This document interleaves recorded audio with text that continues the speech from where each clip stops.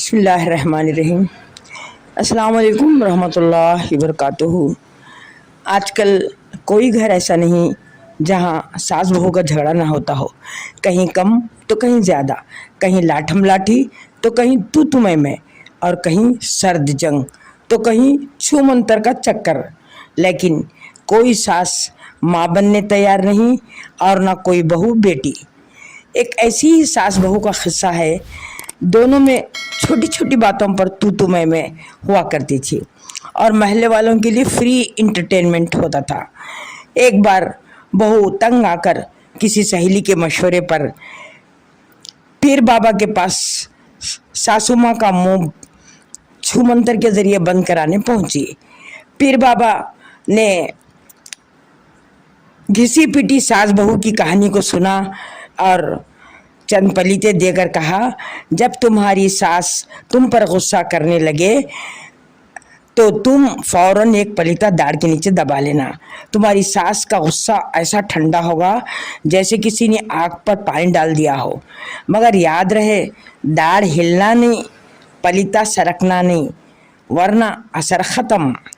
بہو ان پلیتوں کو لا کر اپنے زیور کی ڈبی میں سنبھال کر رکھی۔ صبح جب بہو دیر سے اٹھی اور ساس کا تاپمان ہائی ہو گیا تو بہو بھی لڑنے تیار، تبھی اس کو پیر بابا کی دیا ہوا پلیتا یاد آیا۔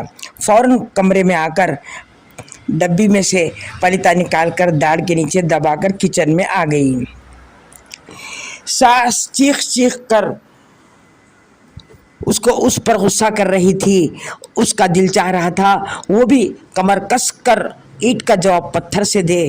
تبھی پیر بابا کی بات یاد آئی، داڑھ ہلنا نہیں، پلیتا سرکنا نہیں، ورنہ اثر ختم۔ بس دونوں مٹھیاں کس کر غصے کو ضبط کر کے کام کرتی رہی۔ ساسو ماں کو چائے بنائی، ناشتہ بنایا، دستر بچھایا، داڑھ پر داڑھ چڑھا ہوا تھا اور ساس حیران، یہ آج اتنی شریف زادی کیوں بنی ہے، بخار تو نہیں چڑھا ہوا ہے اس کو، شیطان کی خالہ ہے لیکن آج بڑی شریف بنی ہوئی ہے۔ دوسرے دن پھر کسی بات پر ساسو ماں کا باجا بجنے لگا تو وہ منہ کھلنے کی بجائے دوڑ کر کمرے میں آئی اور پلیتا داڑھ میں دبا کر پھر اپنے کام میں لگ گئی۔ غصہ تو اس کو بہت آ رہا تھا، مگر پیر بابا کی بات یاد آ رہی تھی کہ داڑھ ہلنا نہیں، پلیتا سرکنا نہیں، نہیں تو اثر ختم۔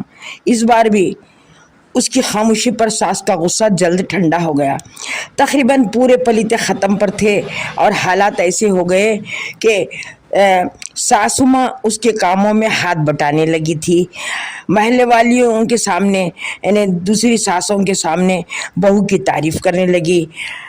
اب ادھر بہو خوش کہ پیر بابا کے پلیتوں کا اثر ساسو ماں پر ہونے لگا ہے، اور ساسو ماں خوش کہ بہو حضرت مولانا طارق جمیل کے بیانات سن سن کر بی بی فاطمہ بن گئی۔ بہو یہ خوشخبری سنانے دوڑی دوڑی پیر بابا کے پاس گئی اور کہنے لگی، پیر بابا کیا آپ نے کیا زبردست پلیتے دیے، میری ساس کے منہ کو 10 خفلاں پڑ گئے۔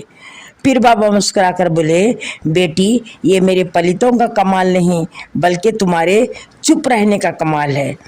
تالی 2 ہاتھ سے بجتی ہے، تمہاری زبان بند رہی، جھگڑا ختم ہو گیا۔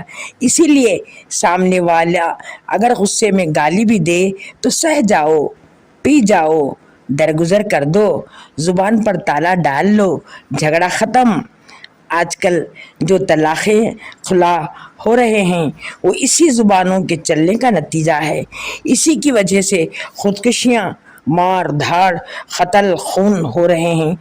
رشتوں کو ٹوٹنے سے بچانے کے لیے اپنی زبانوں پر تالا ڈال لو۔ ہم اپنے گھروں اور زر زیوروں اور روپیوں کی حفاظت کے لیے تالے ڈالتے ہیں۔